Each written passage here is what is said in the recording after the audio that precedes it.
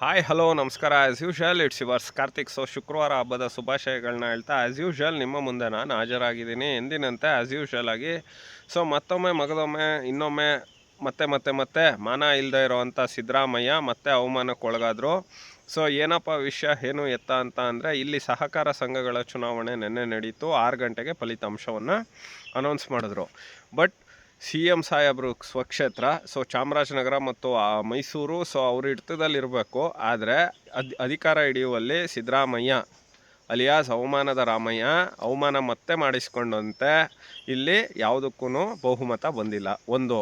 ಎರಡನೇದು, ಹಾಲಿ ಸಹಕಾರ ಸಂಘಗಳ ಅಧ್ಯಕ್ಷ ಯಾರು ಇವನು ಅವನ ಹೆಸರು ಗೊತ್ತಿಲ್ಲ ನನಗೆ. ಅವನು ಹಿಂದೆ ಲೀಡ್ ನಮ್ಮ ರಾಮೇಗೌಡರು ಅಂದ್ಬಿಟ್ಟು ಲೀಡ್ ಜಾಸ್ತಿ ಆಗ್ತಿದ್ದಂಗೆ ಅದನ್ನು ಕೋರ್ಟಲ್ಲಿ ಹೋಗಿ ಸ್ಟೇ ತಗೊಂಡಿದ್ದಾರೆ. ಅದೇ ರೀತಿ 3-4 ಕ್ಷೇತ್ರದ್ದು ಇನ್ನೂ ಬರಬೇಕು. ನಾಚಿಕೆ ಆಗಲ್ವ ಇವ್ರಿಗೆ? ಒನ್ಸ್ ಅಗೇನ್ ಹರೀಶ್ ಗೌಡ 3ನೇ ಸಲ ಗೆದ್ದಿದ್ದಾರೆ. We congratulate Harish Gowda. But ಅವರೆಲ್ಲೂ ನಮ್ಮ ಪಕ್ಷದ್ದು ಇದು ಇನ್ನೊಂದು ಮತ್ತೊಂದು ಹೇಳಲಿಲ್ಲ. ಬಟ್ ಈಗೆಲ್ಲ ಬೆಳೆದಿದ್ದಾರೆ, ಒಳ್ಳೇದಾಗಲಿ. ಆದರೆ ಒಂದು ಮಾತ್ರ ಹೇಳ್ತೀನಿ, ಹರೀಶ್ ಗೌಡನಿಗಾಗಲಿ ಜಿ ಟಿ ದೇವೇಗೌಡರಿಗಾಗಲಿ, ನೀವು ಬೆಳೆದಿದ್ದಲ್ಲಿ ಏಣಿ ಹಾಕೊಟ್ಟಿದ್ದಲ್ಲಿ ಅದನ್ನು ನೀವು ನೆನಪು ಮಾಡ್ಕೊಳ್ಳಿ. ಇವತ್ತು ಬೆಳೆದಿರ್ಬೋದು, ನಾನು ಇಲ್ಲ ಅಂತ ಹೇಳಲ್ಲ. ಆದರೆ ಅಷ್ಟು ಸದೃಢವಾಗಿ ನೀವು ನಿಂತಿದ್ದೀರಾ ಅಂದರೆ ಬಿಕಾಸ್ ಆಫ್ ನಮ್ಮ ಜೆ ಡಿ ಎಸ್ಸಿಂದ ನೀವು ಹೊರ್ತು ನಿಮ್ಮಿಂದ ಜೆ ಡಿ ಎಸ್ ಇಲ್ಲ. ಇರಲಿ, ಅದು ಮುಂದಿನ ದಿನಗಳಲ್ಲಿ ಗೊತ್ತಾಗಲಿ. ನಾನು ಹೇಳೋದು ಇಷ್ಟೇ, ನಿಮ್ಮನ್ನು ಸೋಲಿಸ್ಲೇಬೇಕು ಅಂತ ಇವನು ಮಾಡ್ದ ಅಂತ ಎಲ್ಲ ಏನೇನೋ ಆರೋಪ ಮಾಡಿದ್ರಲ್ಲ ಮಹೇಶನ ಮೇಲೆ, ಸಾರಾ ಮಹೇಶ್ ಮೇಲೆ. ಇವಾಗೆಲ್ಲೋಯ್ತು? ಈಗ ಇದ್ದಕ್ಕಿದ್ದಂಗೆ ಸಹಕಾರ ಸಂಘಗಳನ್ನ ತೆಗೆದು ನಿಮ್ಮ ವಿರುದ್ಧ ಮತ ಹಾಕ್ಸಕ್ಕೆ ಹೋದ್ರಲ್ಲ. ಆದರೂ ನಿಮ್ಮಪ್ಪ ಕಾಂಗ್ರೆಸ್ನ ಇಟ್ಕೊಂಡು ಓಡಾಡ್ತಿರಲ್ಲ, ಎಷ್ಟರ ಮಟ್ಟಿಗೆ ಸರಿ? ಸೊ ಇದನ್ನೆಲ್ಲ ಯೋಚನೆ ಮಾಡಿ. ಸೊ ನಿಮಗೆ ಇವತ್ತು ನಮ್ಮ ಪಕ್ಷದಲ್ಲಿದ್ದೀರಾ, ಸೊ ಹಾಗಾಗಿ ನಮ್ಮ ಪಕ್ಷದವ್ರನ್ನೇ ಅಂತ ಭಾವಿಸ್ಕೊಂಡಿದ್ದೀವಿ. ಒಂದು. ಎರಡನೇದು, ನೀವು ಇರೋಲ್ವೋ ಮಗದೊಂದೋ ವಿ ಡೋಂಟ್ ನೋ. ಆದರೆ ಒಂದಂತೂ ನಿಜ, ನೀವು ಪಕ್ಷ ಬಿಟ್ಟೋದ್ರೂ ನಿಮ್ಗೆ ಒಳ್ಳೇದಾಗಲಿ ಅಂತಲೇ ಹಾರೈಸ್ತೀವಿ ನಾವು.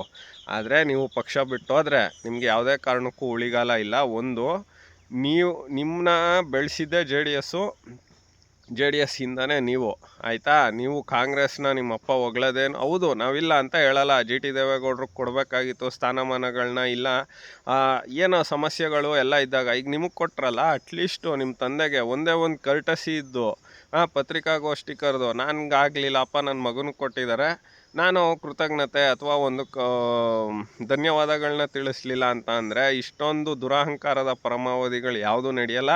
ಇರಲಿ, ಇವತ್ತು 1000 ಕೋಟಿ 100 ಕೋಟಿಗೆ ಜೀವ ಇಲ್ಲದೆ ಇರೋ ನೋಟ್ಗಳು ನಿಮ್ಮನ್ನ ಮಾತಾಡಿಸ್ತಾ ಇರ್ಬೋದು.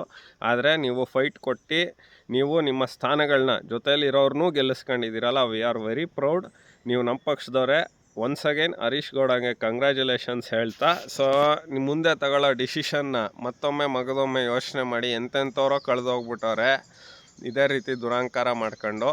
ಆದರೆ ಒಂದಂತೂ ನಿಜ, ನೀವು ಬೆಳೆದಿದ್ದ ರೀತಿ ಅದು ನಾವು ಹೆಮ್ಮೆಯಿಂದ ಹೇಳ್ಕೊಳ್ತೀವಿ.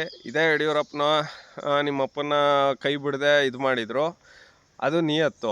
ಆದರೂ ಇಷ್ಟೆಲ್ಲ ಅವಮಾನ ಮಾಡಿದಂಥ ನಿಮ್ಮನ್ನ ತುಳಿಲೇಬೇಕು ಅಂದಂಥ ಸಿದ್ದರಾಮಯ್ಯನ್ನೇ ಹೊಗಳ್ಕೊಂಡು ಮಾಡ್ತಿರಲ್ಲ, ಎಷ್ಟರ ಮಟ್ಟಿಗೆ ಸರಿ ಅಂತ ಹೇಳ್ತಾ.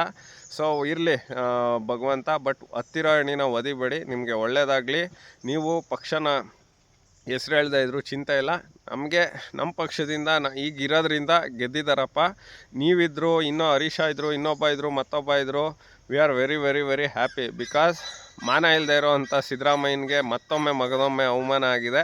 So we are very very proud ಅಂತ ಹೇಳ್ತಾ, ಒನ್ಸ್ ಅಗೇನ್ ನಿಮ್ಗೆ ಒಳ್ಳೆಯದಾಗಲಿ, ಒಳ್ಳೆ ಕೆಲಸಗಳನ್ನ ಮಾಡಿ ಅಂತ ಹೇಳ್ತಾ, as usual it's yours Karthik signing off. ನಮಸ್ಕಾರ.